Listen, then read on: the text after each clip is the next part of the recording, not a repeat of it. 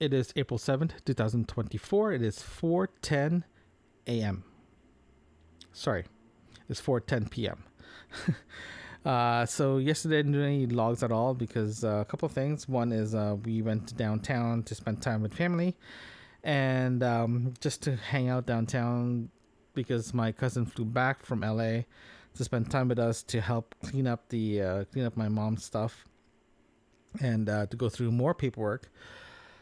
So, and also on top of that too, we drove stuff for donations and all that good stuff. So we got all that sorted out. The good news is the place is getting organized again, and because it was a little chaotic while my mom was going to the hospital and going back and all of that stuff. So we got that's good. That's already been sorted out. So that's a good thing. Couple of things that I noticed this morning was editing finishing off the log on Friday. The Apparently I did record everything in 24-bit, not 32-bit. So that was a little shocking. I noticed that if I am recording on a podcasting app within the recorder, that means I am only recording in 24-bit, not 32-bit, because the system does not make you record in 32-bit. So that's a little disappointing. I was shocked about that. But if I record in manual app mode, I have 32-bit. Right. I haven't checked the other apps yet, but I have a feeling that if you want pure 32, you have to do it through the manual app. And that is a little annoying. Yeah, I think annoying is the best way to describe this. So if I'm going to record in full manual mode, I get a full 32-bit. But if I'm doing different apps, I might be only recording in 24-bit. I have to check the just straight recording and ASMR if it's 32-bit. I know podcast is 24-bit, so that's kind of annoying. So if I am going to use apps, the podcasting app, that means I have to run everything 24-bit, so I have to keep an eye on the levels, period. So this means I have to turn on the compressor, the limiter, all that good stuff, just to make sure that it don't peak. That's fine. I can definitely deal with that. But I prefer recording everything 24-bit, 32-bit. I did confirm as well, too, that the manual mode does not like USB mix minus. Hold on, let me rephrase this. I haven't I tried to turn on the manual the mix minus USB mix minus within the manual mode, but it will not let me.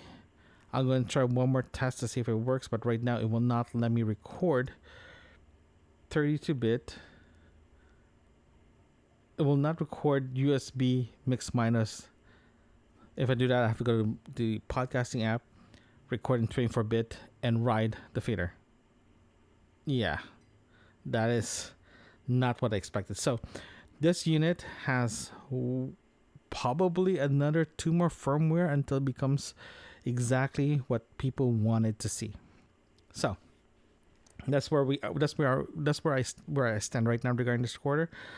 Yeah, so that's a little annoying. I think the best way to deal with this, it's annoying. So the other thing I was thinking about this morning as well, or earlier today, is portability. The microphone itself, the one that came with the recorder, hold on, sorry about that, it's good, but it's not what I like. So I think it's a typical, if in a pinch, the microphone will work perfectly in a pinch. But if you ask me to use the microphone for my day-to-day recording, I will not use it. I'd rather bring a microphone with me. With that said, right now I'm using my shotgun mic. I prefer using my shotgun mic because it's smaller, it's lightweight rather than my bigger bigger broadcast microphone.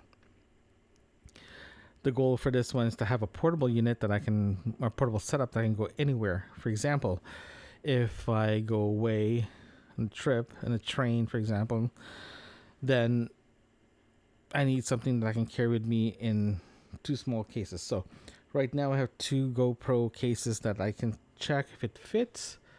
I think it does fit for I guess I have a bigger GoPro case that I got with my my Hero 8.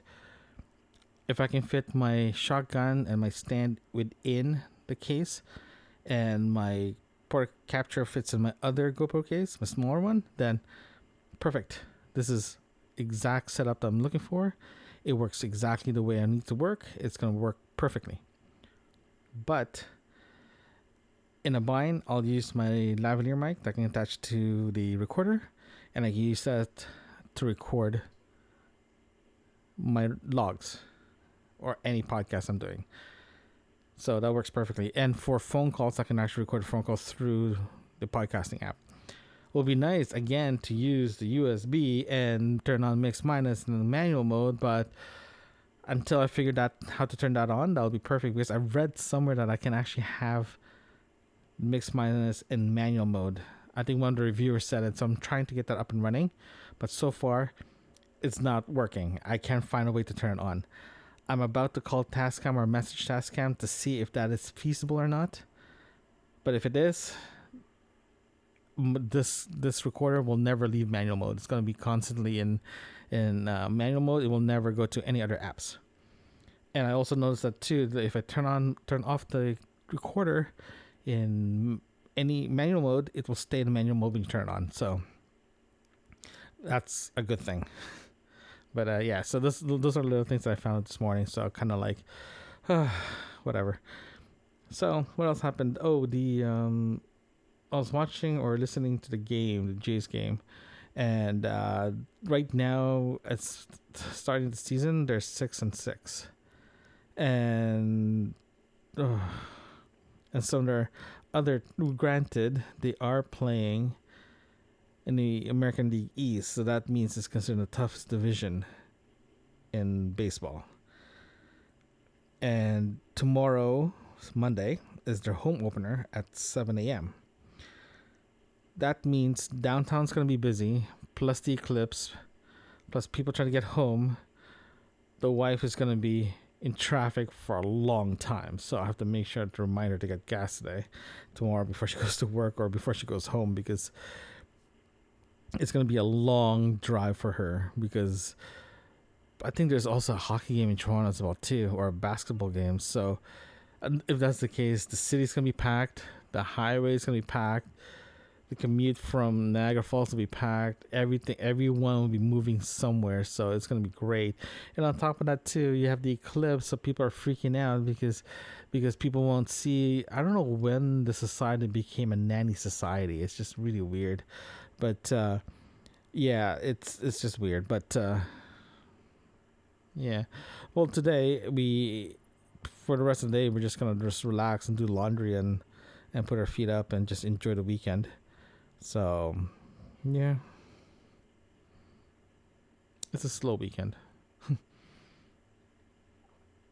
And one thing too, I have a bag that I use for my coffee. When I go camping, when I go to the park, I always have a coffee kit with me to make coffee, because I'm switching from milk and sugar or creamer to honey in my coffee, because it's actually tastes amazing. My sister-in-law's sister's common-law or partner introduced me to it last weekend. So now I'm just finished off my creamer and I'm going to switch to honey. That means I don't have to carry extra stuff when I have my coffee. So I'm looking at getting a coffee in a box, or a coffee setup, portable coffee kit. I've been looking at this for a while now. People has different kits and all that stuff. People are using the old Stanley lunchbox. They're using like a toolbox that the people are using now too. So I was looking at that, and surprisingly, I have about 90% of all the stuff that I need to make a kit. The reason why I'm looking at getting the Stanley um, lunchbox, because all the pre-made uh, accessories to make like a table and within the kit itself is designed for Stanley. And I was looking around at I can actually get a Stanley lunchbox pretty easily, and it should be easy for me to get. So I think for the next couple of weeks, I'm definitely gonna start putting a kit together, because if I decide to say, hey, let's do this log at the park or something, I can bring my coffee with me and do the record there. Or if I decide to do a one of my episodes from other podcasts in the park, because I can record through USB now through my phone, then I can do it from there. So there's a lot of things that I can try to go forward as well too.